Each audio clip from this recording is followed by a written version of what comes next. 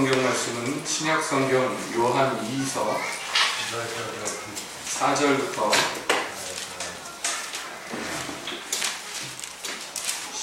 11절까지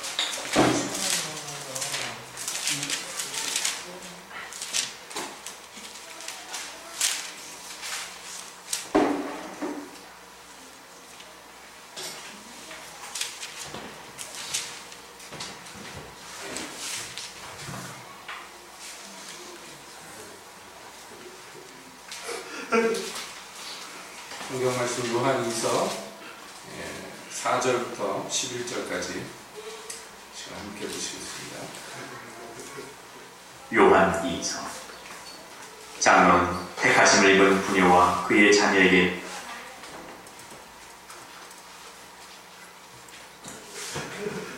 너희의 자녀 중에 우리가 아버지께 받은 계명대로 진리에 행하는 자를 내가 보니 심히 기쁘다.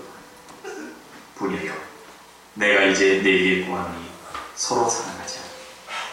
이는 새 계명같이 너희에게 쓰는 것이 아니요 오직 처음부터 우리가 가진 것이라. 또 사랑은 이것이니 우리가 그 계명을 조차 행하는 것이요 계명은 이것이니 너희가 처음부터 들은 바와 같이 그 가운데서 행하라 하시며 미혹하는 자가 많이 세상에 나오나니 이는 예수 그리스도께서 육체로 임하심을 부인하는 자.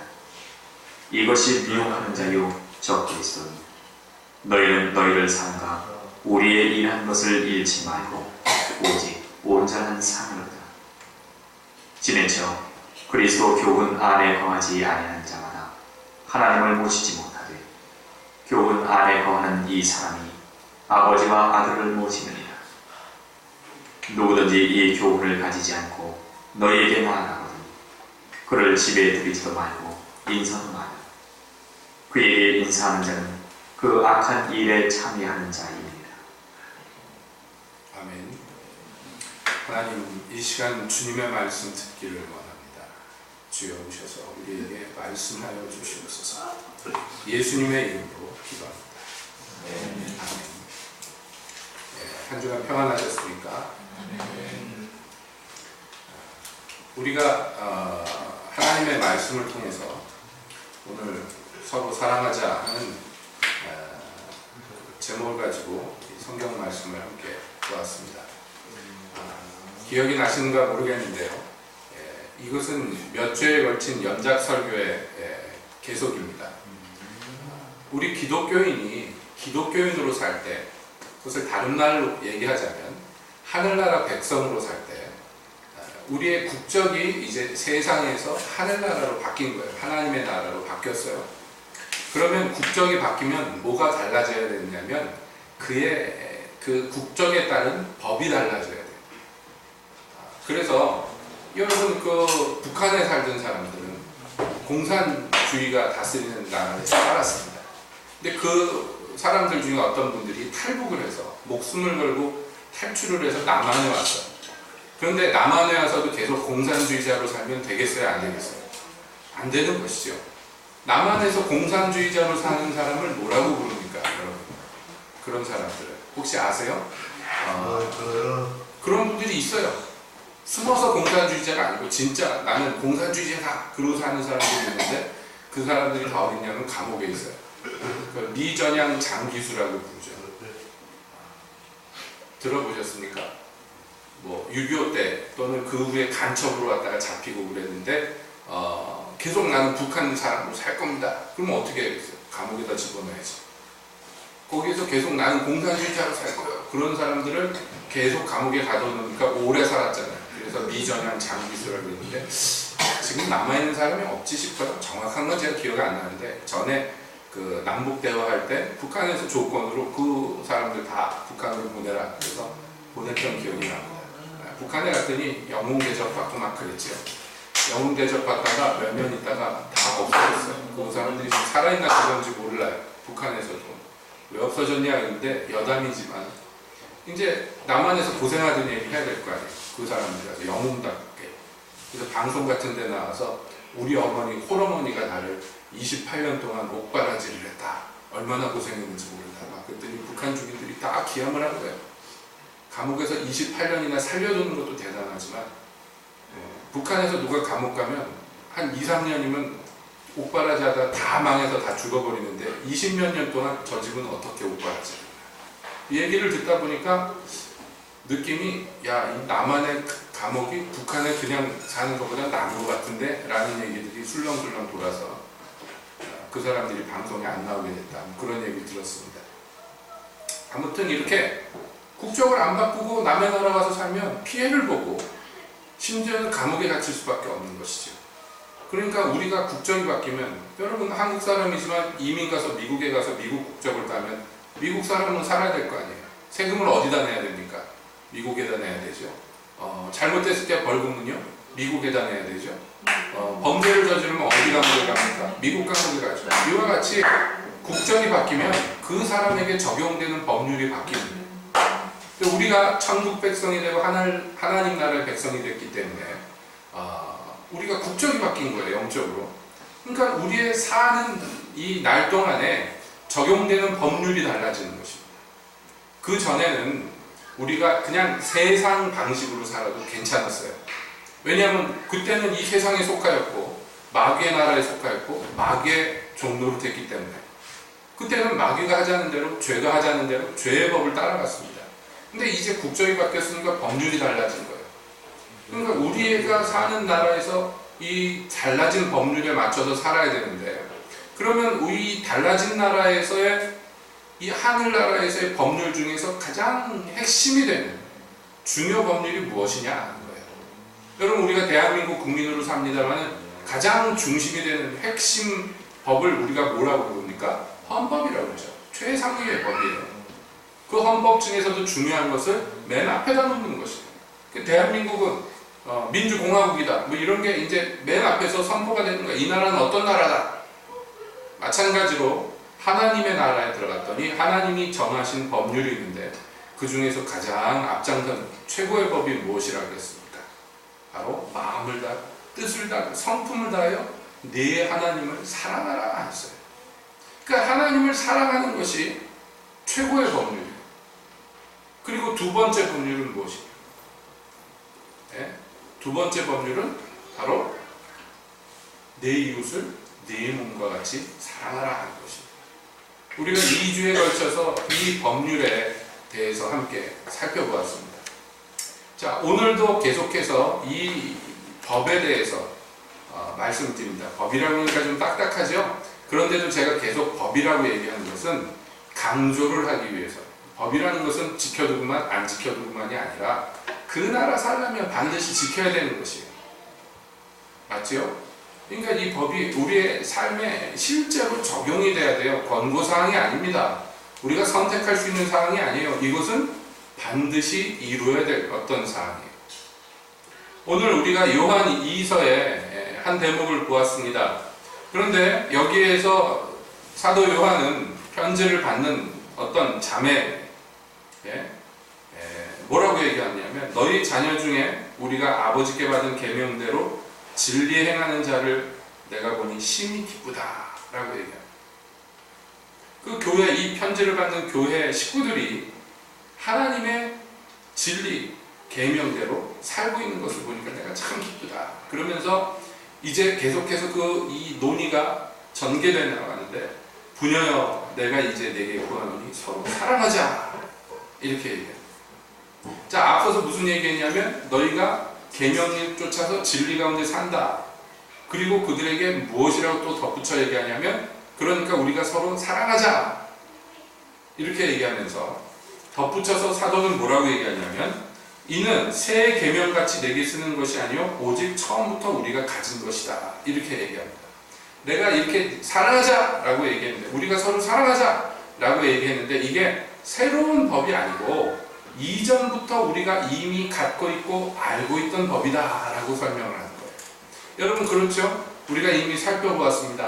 하나님을 사랑하고 이웃을 사랑하는 것은 원래부터 우리에게 가장 중요한 법이었어요. 그러니까 사도 요한은 얘기하는 거예요. 이게 새로 만들어낸 그런 법이 아니고 너희에게 말하는데 이게 원래부터 우리한테 있던 것이다 이렇게 말하는 거예요. 그러면서 그의 계명은 무엇이냐 이렇게 얘기하면서 그의 계명은 이것이니 너희가 처음부터 들은 바와 같이 그 가운데서 행하라 하심이라. 그러니까 이 계명은 원래부터 있던 것이고 이 계명에 대한 명령은 무엇이냐면 원래부터 이 가운데서 행하라 하는 것이 이 명령이었다는 거예요. 그러니까 무슨 얘기입니까? 제가 말씀드린 대로 이것은 내가 해도 그만 안 해도 그만이 아니라 원래부터 하도록 결정지어져 있던 중요한 법률이고 나는 그 법을 지키는 중에 살아야 된다는 거예요. 그러다가 갑자기 이 논의가요. 사도 요한의 이야기가 갑자기 다른 데로 튀는 것처럼 보여요.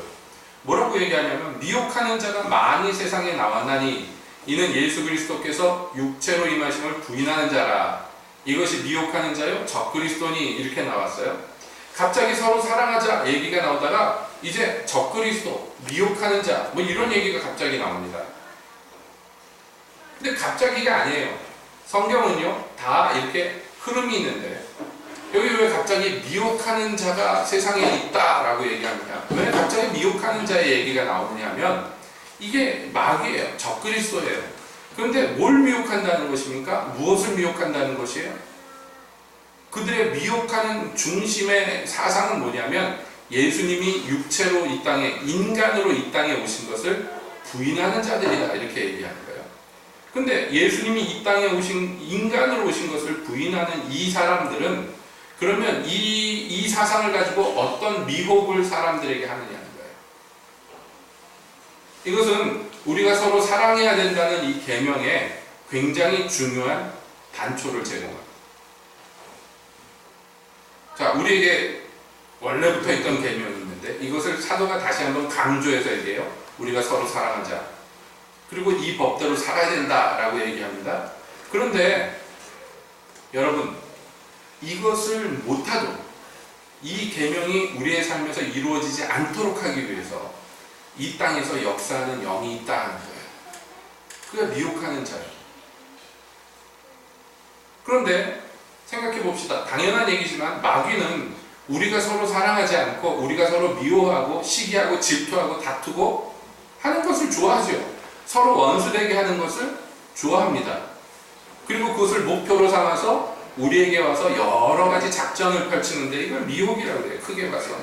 근데 그가 이 작전을 펼칠 때 갖고 있는 이 중심 사상이 뭐냐 했더니 바로 하나님의 아들이 이 땅에 인간으로 오신 것을 부정하는 것으로 이 일을 이루더라는 거예요.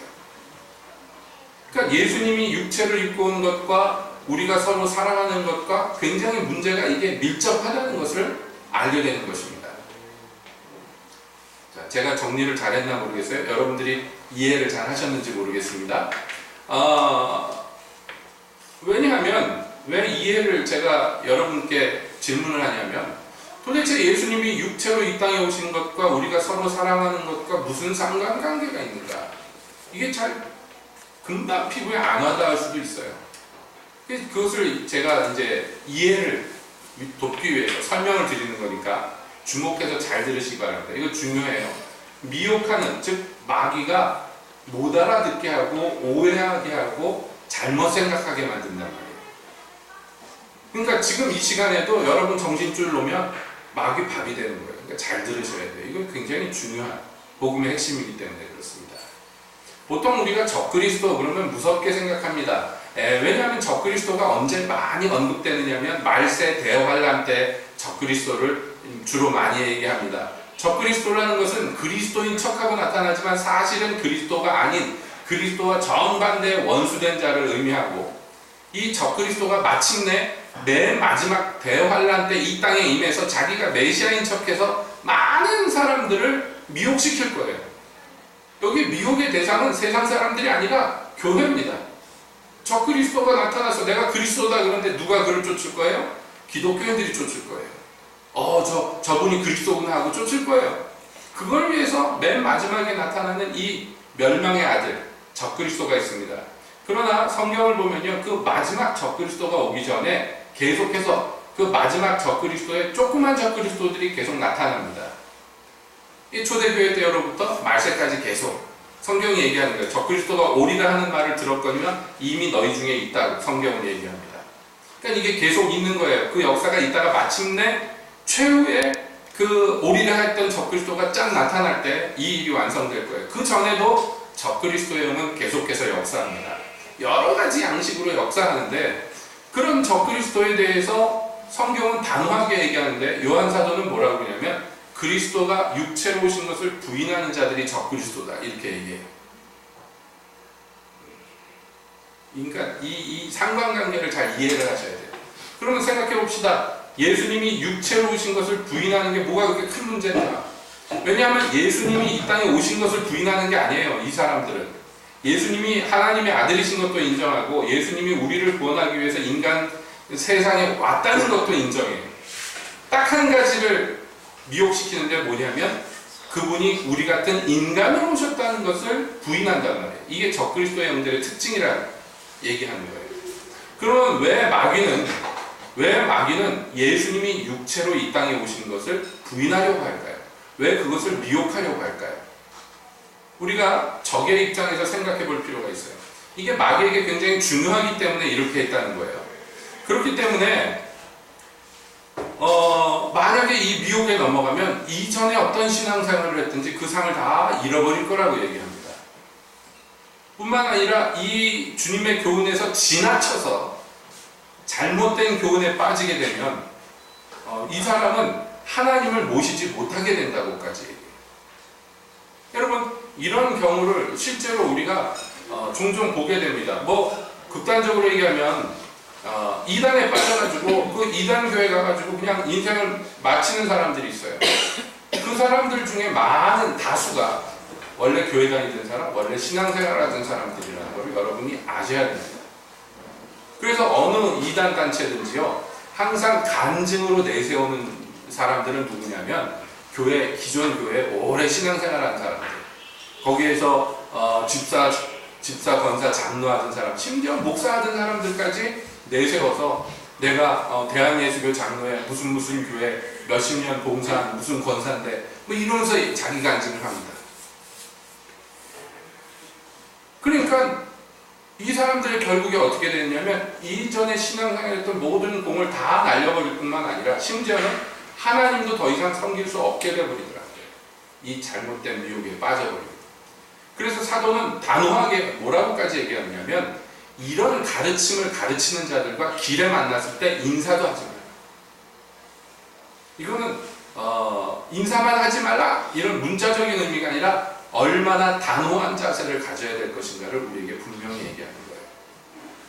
인사도 하지 마라. 그들에게 인사하는 자도 그 이 악한 일에 참여하는 자다라고 얘기할 정도로 굉장히 무섭고 단호한 언어로서 경고하는 거예요. 그러니까 다시 말하자면 예수님이 육체로 오신 것을 부인하는 자들이 그만큼 이게 무지막지하게 큰 일이라는 거예요. 실제로 초대교회 때 많은 이단들이 있었는데 그 이단들의 사상을 근간이 뭐였냐면 요즘으로 얘기하면 영지주의라는 그리스 철학에서 나온 이단들이에요. 영지주의라는 건 뭐냐면 육체적인 것, 물리 세계에 속한 모든 것들은 다 악하고 영에 속한 것들만 다 선하고 옳다라고 주장하는 거예요. 여러분 뭐 얼핏 들으면 괜찮은 얘기 같잖아요. 사실은 기독교회 안에도 이런 종류의 사고방식과 말을 하는 사람들이 꽤 많아요. 그래서 육체적인 것을 굉장히 우습게 여기고 영적인 것만 굉장히 중요하게 여기는 사람들이 많습니다.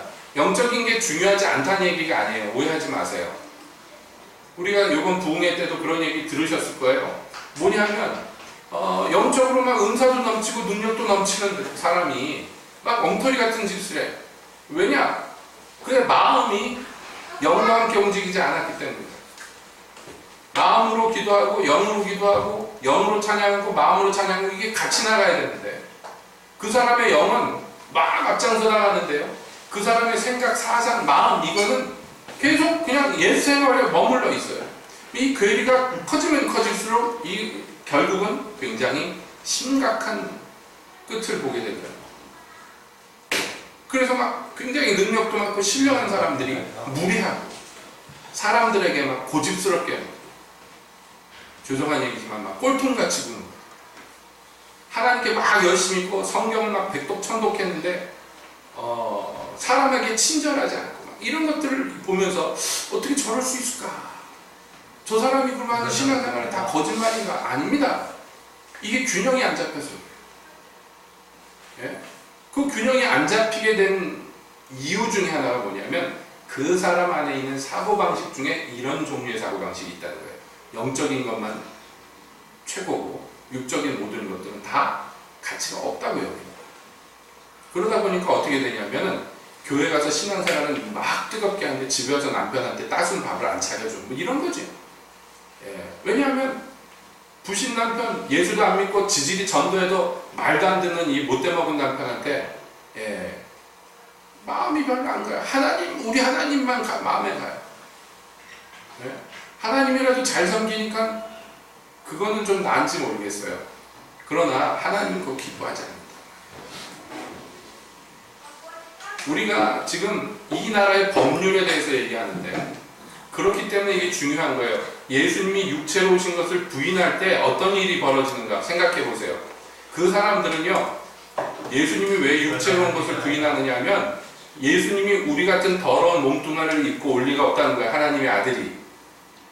그 존귀하고 영광스러운 분이 우리와 같은 이런 문제 많은 몸뚱아리로 이 땅에 있을 리가 없다는 거예요. 이 사람은 뭐라고 생각하는 거예요? 예수님이 이 땅에 분명히 온 것을 목격한 사람들이 많이 있지만 그것은 영으로 오신 거라는 거예요. 영으로. 우리 같은 더러운 육체를 입고 온 게 아니라 깨끗한 영으로서 오셔서 깨끗하게 모든 것을 이루셨다는 거예요. 여러분, 이런 사상이 멀리 있지 않습니다. 여러분도 아시다시피 예수님의 어머니 마리아가 예수님을 낳고 그 다음에 예수님의 동생들을 줄줄이 낳았어요. 우리 성경에도 나오는 야고보나 유다서를 쓴 사람들이 다 예수님의 동생이에요. 그렇죠? 근데 그것을 천주교에서는 인정을 안 해요. 마리아는 동정녀로 예수님을 낳고 동정녀로 사시다가 죽지 않고 승천했다는 게 천주교에서의 공식적인 주장입니다. 그러면 예수님의 동생들은 뭐냐? 동생이 아니라 형이라는 거예요. 그러니까 요셉에게 그 전에 결혼했던 여자가 있었는데 그가 낳은 아이들이라. 근데 그 여자가 죽어서 마리아랑 결혼했다는 것을 어디에도 없는 얘기를 만들어내가지고 그 얘기합니다. 왜 그런 얘기를 합니까? 예? 그 거룩하신 성모께서 더럽게 남자랑 부부 생활을 하고 이렇게 살았다는 것에 대해서 인정할 수가 없는 거예요. 예? 고결하고 순결하게 처녀로 깨끗하게 사시다가 죽음을 보지 않고 승천하셨다는 거예요. 그러다 보니까 어떻게 됐느냐? 남녀 관계에서 마리아가 태어났다는 것도 도저히 견딜 수가 없는 거예요. 그런 육체적인 관계에서 마리아가 이 땅에 태어났다는 것도 견딜 수 없어서 마리아의 어머니, 그러니까 예수님의 할머니죠. 할머니가 동정녀로 마리아를 잉태했다고 주장했고 그게 공식적으로 받아들여졌어요. 제가 얘기하는 게 꾸며낸 게 아니라 이게 천주교의 공식 교리입니다. 그래서 마리아를 뭐라고 부르냐면 죄 없으신 마리아라고 불러요. 왜냐하면 동정녀에게서 나왔기 때문에 예수님하고 똑같이. 왜 이런 얘기가 나옵니까? 예, 영은 깨끗하고 육은 더럽다는 생각입니다. 이게 다 문제예요. 우리 개신교에도 이런 종류의 사상들이 은연중에 많이 풍겨나 있어서 여러분 만약에 둘 중에 선택하라고 보세요. 병 고치는 은사하고 요리 잘하는 능력하고 뭐가 더 좋아요?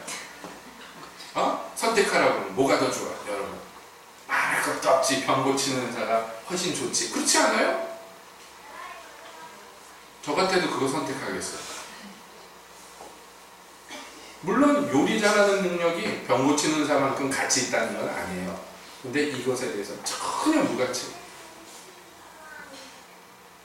그래서 가족들한테 밥도 안 차려줘. 엄마가 맨날 교회 가가지고 일만 하고 집안 애들한테 뭐 옷도 안 빨아주고 먹을 것도 안 주고 막 이래요. 그 애들은 막 노숙자 같아. 그런 집들이 있어요. 진짜로. 사방에서 흉보입니다. 얘기하다 보니까 우리 집도 좀 찔리는 감이 없지 않아 있는데. 이 심각한 가정들이 있어요. 진짜로. 여자 사역자들이 그런 경우가 있더라는 거예요. 왜냐하면 바빠서도 그렇지만 이런 뭐 가사 노동하고 이런 거에 대해서 무가치하게 여기기 때문에.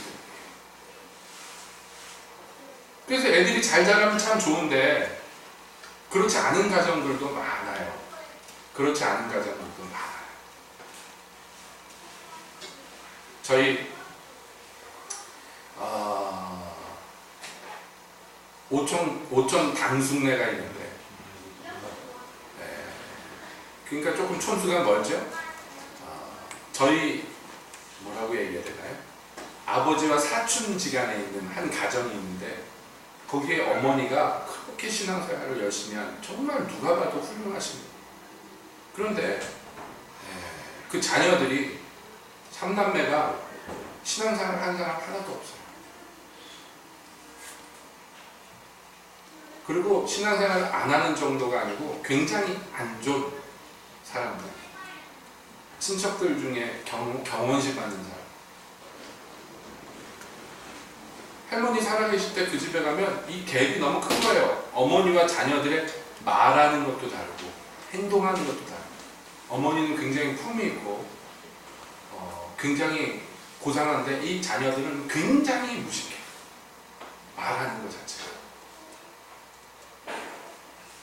그리고 교회에 대한 미움과 원망이 가득해. 그런 사람들 많아요. 우리 아버지는 교회 가면 천사인데 집에 오면 악마라고. 그런 자식들. 그게 뭐 이중적인 성격 때문에도 그렇겠지만 그 안에 보면 이 영적인 것은 존귀하고 육적인 것은 더럽다, 무가치하다는 이 사고방식이 은연중에 깔려있는 거예요. 여러분, 이게 범위를 좀 확장하자면 뭐가 되는 거예요? 적그리스도의 미혹이 되는 거예요. 생각해 봅시다. 영적인 것만 중요하고 육적인 게 가치가 없어. 하나님 사랑하는 건 중요하고 사람들은 가치가 없는 거예요. 사람 사랑하는 것. 예? 있다가 없고 늙어서 죽을 이 몸뚱아리들을 사랑해 주는 것은 별로 가치가 없어요. 보이지 않는 영원하신 하나님을 찬양하고 그를 섬기고 사랑하는 것은 굉장히 가치가 있고. 제가 너무 확대 해석합니까? 아닙니다. 이 적그리스도의 영이 들어가면요, 필연코 그렇게 돼요. 사람들한테 자비가 없는 기독교인들이 얼마나 많아요. 자비가 없잖아요. 깜짝깜짝 놀랄 정도로 잔인하잖아요. 제가 이런 얘기하면 어떤 분들은 정치 얘기한다는데 정치 얘기하는 거 아닙니다. 그냥 인간적인 생각을 해보세요. 그 세월호 죽은 애들 부모가 단식 투쟁하는데요. 거기 가서 치킨 시켜먹고 피자 시켜먹고 그런 인간들이 있어요. 그 앞에 가가지고. 있었죠? 그게 뭐냐면 무자비한 거예요. 그 자식이 잃은 부모의 심정에 공감을 전혀 못하는 거예요. 그 사람은 그냥 정치적인 적으로밖에는 보여지지 않는 거예요. 이게 무자비한 거예요. 세상에서 그럴 수 있어요. 근데 기독교인은 그러면 안 되잖아요. 기독교인들도 그러더라고요. 그만해라. 이제 됐다. 제 자식 죽으면 그만할까요? 과연? 왜 기독교인들이 이렇게 무자비한 소리를 막 할까요? 심지어 어떤 기독교인들은 전쟁 나야 된다고, 그래가지고 통일돼야 된다고 막 그럽니다. 얼마나 무자비합니까? 전쟁 나서 한 명이라도 죽으면 그게 통일이란 대의를 이루기 위해서 사람들 몇만 명, 몇백만 명 죽는 건 아무것도 아닙니까? 예? 그 말도 안 되는 이렇게 무식한 말을 합니까? 전쟁이 날 수도 있지만 우리 기독교인들은 평안한 가운데 우리가 속한 이 사회가 굴러갈 수 있도록 기도할 의무가 있는 사람들이에요. 사랑이라는 게 어디 멀리 있는 거 아니에요. 우리가 서로 사랑하자. 그게 뭐 대단한 뭐 영적인 얘기부터 시작하지 말고 일상에서 친절과 일상에서의 겸손과 이런 것부터 시작하는 거예요. 모든 것이 다. 적그리스도의 영에 미혹되면은 그게 안 돼요. 가치가 없어 보여요. 사람 사랑하는 것은. 친절한 것은, 예의 바른 것은. 그렇지 않아요, 여러분? 그냥 옆에 사람 인사만 친절하게 하고 웃어주세요. 그런 것부터 시작하는 거예요. 사랑이라는 게 막 대단하고 막 어마어마한 것부터 시작하는 거 아니에요. 맞습니까? 뿐만 아닙니다. 예수님이 육체로 오신 것을 부인하게 되면 뭐가 문제가 생기냐면 예수님의 십자가가 부인이 돼요. 여러분, 예수님의 십자가는요, 현실 세계에서 어떤 멀쩡한 사람이 폐인이 되도록 두드려 맞고 출혈과도로 죽을 정도로 피를 흘리고 온몸에 타박상과 온몸에 자상을 입고 고통에 신음하고 목마름에 신음하는 그 고통의 현실이에요. 육체적 고통의 현실이에요. 그게 예수님의 십자가예요. 최후에는 심장이 터져서 물과 피가 분리가 될 정도로 몸 안에서요. 그 고통 가운데 6시간 동안 멀쩡한 사람을 나무에다 못 박아가지고 굴비 말리듯이 사람을 못 박아놓고 그 밑에서 조롱하는 현실 세계에서의 고통이에요. 적그리스도인들은 이것을 부인합니다. 왜냐하면 육체를 입고 오지 않았기 때문에. 예수님이 십자가에서 당하는 것은 그냥 요즘 표현을 하면 홀로그램, 입체 형상 보듯이. 또 어떤 사람은 실제적으로 누가 죽었잖아요. 그게 죽은 게 아리마데우스에도 죽었는데 실제는 거기다 예수님의 형상을 이 입체 형상처럼 입혔다고 주장하는 사람들도 있었어요.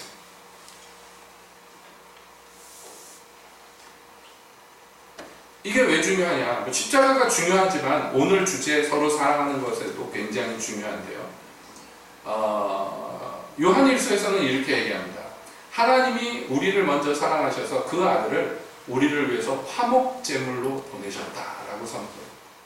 하나님은 사랑이신데 그 사랑이 말로 한 사랑이 아니고 진짜 사랑인데 그 사랑이 우리에게 어떻게 나타나느냐? 그 아들을 우리를 위해서 화목제물로 보내신 것으로 나타났어요. 그가 제물이 되었다는 게 곧 하나님이 우리를 어떻게 사랑하셨는가에 대한 확고부동한 살아있는 증거예요. 예수님이 십자가에서 피 흘리시고 고난을 받으시고 사람들에게 거절당하시고 죽임당하시고 그 모든 희생당하신 것이 그냥 일어난 사건이 아니고 우리를 위한 화목제물로서 하나님과 원수되었던 우리가 하나님과 사랑하게 하기 위해서 제물 되신 거란 말이에요. 서로 원수가 된 인간들이 서로 사랑하게 하기 위해서 제물이 되신 거예요. 사랑을 위한 제물이 되셨어요. 예수님이 육체로 온 것을 부인하는 자마다 이 사랑이 부인되는 거예요. 이 사랑의 행위들이 부정되는 거예요.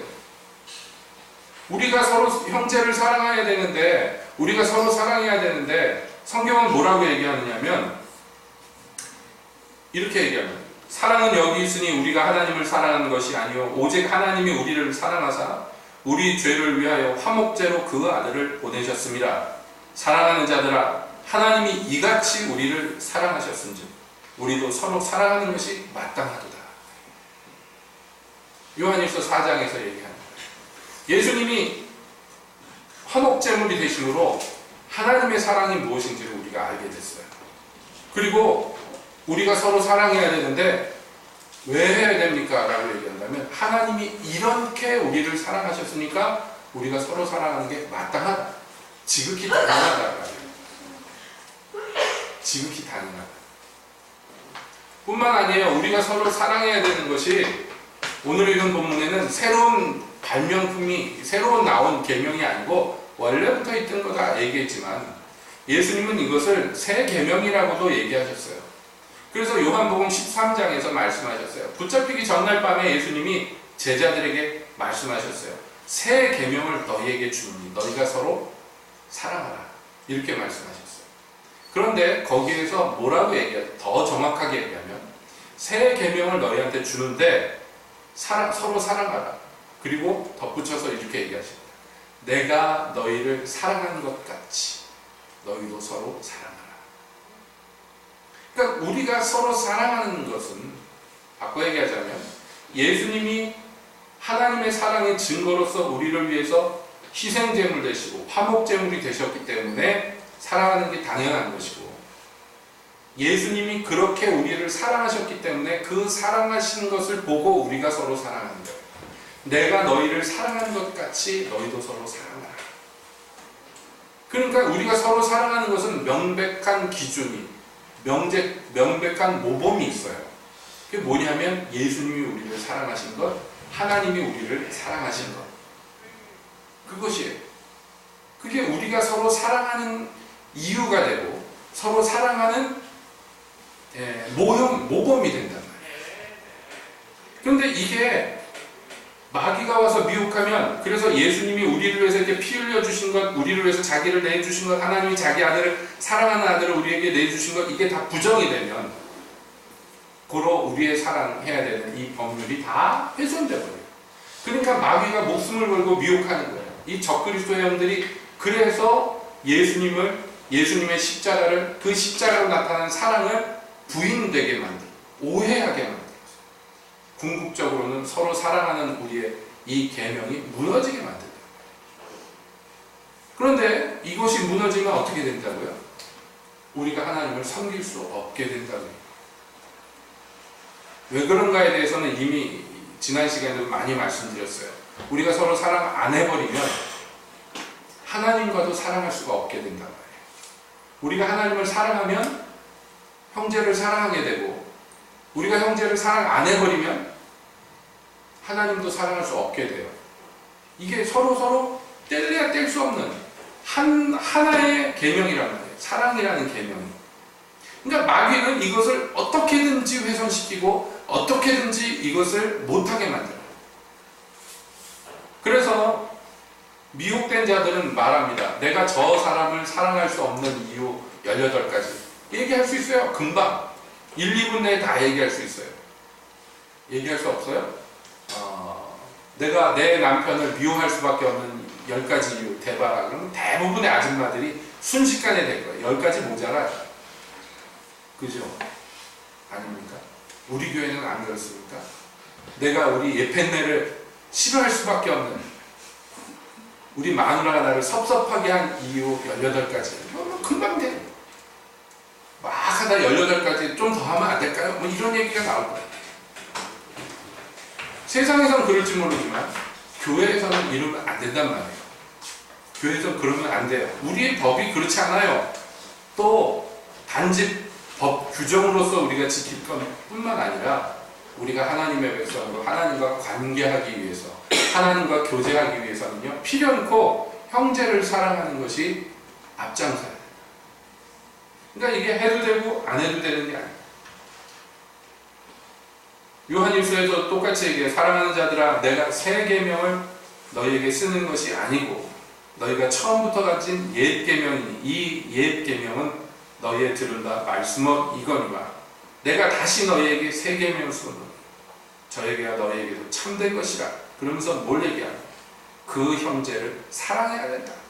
그 형제를 사랑하는 자는 빛 가운데 거한 자고 그 형제를 미워하는 자는 어두움 가운데 있고 어두움 가운데서 갈 곳을 알지 못하니 이는 어두움이 그의 눈을 멀게 하였습니다.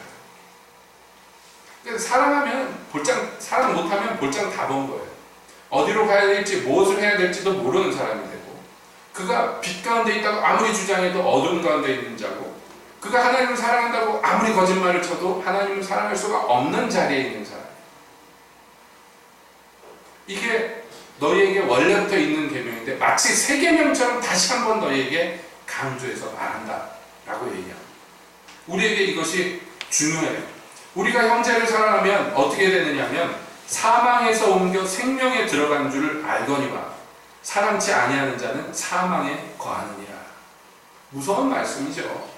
우리가 구원받았다고, 영생했다고, 그리스도로 말미암아 거듭났다고 주장을 아무리 해도 우리에게서 서로 사랑하는 형제를 사랑하는 증거가 나타나지 않으면 그 사람은 여전히 사망 가운데 있는 자예요. 여러분, 우리 기독교회 안에 하나님의 나라 이 법률 안에 이렇게 엄중한 표현들이 있는 법률이 몇 개나 되겠습니까? 예를 들어 봅시다. 여러분, 교회 다니는 사람들이 술 먹고 담배 피고 막 그러면 돼요? 안 돼요? 속으로는 돼요. 그렇지만 겉으로는 안 돼요. 얘기하잖아요. 그런데 만약에 내가 안 되는 줄 알면서 막 속상해서 술 막 벌컥벌컥 마셨어. 술 깬 다음에 그 눈물을 흘리면서 나는 이제 영생에서 떨어졌구나, 나는 사망에 거하는구나, 그런 사람 있어요? 없어요. 하나님 죄송해요. 내가 다시는 안 그럴게요. 뭐 이러고 말지. 법이라고 다 같은 강도가 아니에요. 여러분, 심각하게 얘기해서 우리가 아닌 말로 누구 물건을 훔쳐가지고서 경찰에 붙잡혀가지고 감옥에 갔다. 그렇다고 해서 감옥 안에서 울면서 나는 이제 더 이상 천국에 못 갈 거야. 나는 영생에서 떨어져서 그런 사람이 있겠어요? 그런 양심적인 사람이면 도적질도 안 하겠지. 하지만 성경은 얘기합니다. 형제를 사랑치 않는 자는 사망 가운데 있는 자라. 그러니까 이 법이 굉장히 중요하다고요. 우리가 서로 사랑하는 게 이게 생사를 가름하는 거예요. 그러니까 서로 사랑해야 돼요. 주님이 우리를 사랑한 걸 안다면, 그리스도의 십자가에 흘린 피가 내게 흐른다는 것을 인지한다면, 그가 육체를 입고 와서 우리 가운데에서 시험당하시고 고난받으시고 그러면서 우리 죄를 짊어지시고 화목제물이 됐다는 것을 정말로 믿는다면, 그런 사랑을 입은 사람이 나한테 조금 아프게 한 거, 나를 좀 섭섭하게 한 거, 이런 것 때문에 용서 못해. 이건 말이 안 되잖아요. 제기가 아니잖아요. 1만 달란트 탕감받은 사람이 300데나리온 받으려고 감옥에 집어넣었어. 그건 용서가 되냔 말이에요. 그게 용납이 됩니까? 안 되는 거예요. 왜 우리가 우리 죄를 사해 준 것 같이 하나님 우리 죄를 사해 주십시오라고 기도할 수 있느냐면, 내가 누구를 용서해 준 대가로서 내가 용서받는 게 아니라 내가 정말 하나님께 용서받은 자라면, 당연한 얘기지만 나에게 잘못하는 걸 용서해 준다는 얘기예요. 그게 안 되면, 용서가 안 되면 애초에 내가 용서받은 걸 모르는 사람이에요. 그저 두말할 나위가 없어요. 미혹되지 마세요. 속지 마세요. 마귀는 그럴 수도 있어. 저 인간이 얼마나 나쁜데, 저 인간이 너를 때 얼마나 섭섭하게 했는데, 너를 얼마나 괴롭혔는데, 그것만 얘기해요. 왜냐하면 거기에 집중하면 사랑에서 실패하는 것을 아니까. 늘 말씀드리지만 우리가 누구 미워하고 싫어하는 것은 에너지가 별로 안 들어요. 그냥 미운 놈은 미워져요. 저절로. 사랑은요, 에너지가 굉장히 많이 필요해요. 힘써야 돼요. 싸워서 이기는, 쟁취해야 될 투쟁의 대상이 사랑이에요. 너희가 너희를 사랑하는 자만 사랑하면, 그게 뭐가, 이방인과 세리도 그런 거 다 한다. 예수님이 뭐라고 그러셨어요? 너희가 정말 하나님의 백성이라면 그들보다 나아야 되지 않겠느냐. 당연한 말씀. 당연한 말씀. 우리가 세상 사람들과 뭐가 다릅니까? 기독교인. 옆구리에 성경 제끼고 주일날 예배당 오면 다른 겁니까? 절 다니는 사람들 그보다 훨씬 열심히 다녀요. 저 근남 살 때 차 타고 왔다 갔다 할 때 보면요, 불영산 계곡 올라가는 그 길 있잖아요. 엑스포 공원 앞에서 이렇게 꺾여져 가는 길. 거기서 할머니들 승복 입고요, 거기서 걸어가요. 거기서 불영사가 어딘데 걸어가? 물론 걸어가다가 지나가는 차 세워가지고 얻어 타고 가려고 걸어가는 거죠. 매일 가서, 절에 가서 매일 봉사해요. 무보수 봉사. 그 할머니들 여러 명 봤어요. 저기서 어떻게 걸어가나? 지나가는 차 세우면서 불영사까지 태워달라고. 그럼 태워줘요, 사람들이. 아이고, 감사합니다. 타고 가가지고 절에 가서 하루 종일 일하다가. 그리고 저녁 때 돌아와. 여러분, 새벽에 예배 한번 나오려고 해도 막 몸이 막 비틀어지잖아요. 우상 섬기는 사람들이 훨씬 열심히 해요. 그런 거 갖고 우리가 다른 것을 주장할 수 없어요. 우리의 다른 것은, 세상과 다른 것은, 유일한 것은, 예수님의 기준은 서로 사랑하는 거예요. 내가 이 법을, 새로운 법을 너희한테 주는데 서로 사랑하라. 내가 너희를 사랑하는 것 같이 너희 서로 사랑해야 돼. 너희가 서로 사랑하면 이로써 세상 사람들이 너희가 내 제자인 줄 알 것이다. 그랬어요. 우리에게 다른 표징이 없습니다. 우리에게 있는 유일한 표징은요, 예수 십자가의 그 공로로 말미암아 거듭난 우리가 그것에 감격하고 감사하고 그 사랑을 감당치 못해서 그 사랑으로 다른 사람들을 사랑하는 것. 이게 현실 세상에서 일어나는 것이 우리가 기독교인 됐음의 표징입니다. 기독교의 표지예요, 이게. 서로 사랑하는 게.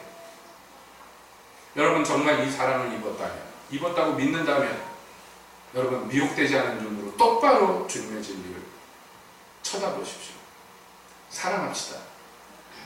사랑이 먼데 있는 것 아니에요. 용서하고 용납하고 넓은 마음을 품고 웃어주고 미소를 짓고 예의 바르게 대하고 섬기세요. 뭘 주님이 가르쳐 주시는 거 하세요. 대단한 거 명령하지 않아요. 저 사람을 위해서 네가 신장 하나 떼어서 줘라 이런 거부터 시키지 않아요. 여러분, 저 아는 사람이 서울에 있는 성모병원에 입원했는데 거기서 입원해 있다가 나중에 문병 갔더니 그 얘기를 합니다. 아, 대단하다고. 왜 대단한가 그랬더니 성모병원이 천주교 병원이잖아요. 거기에 일하는 의사들이 신장 하나 갖고 의사하는 사람들이 많대요.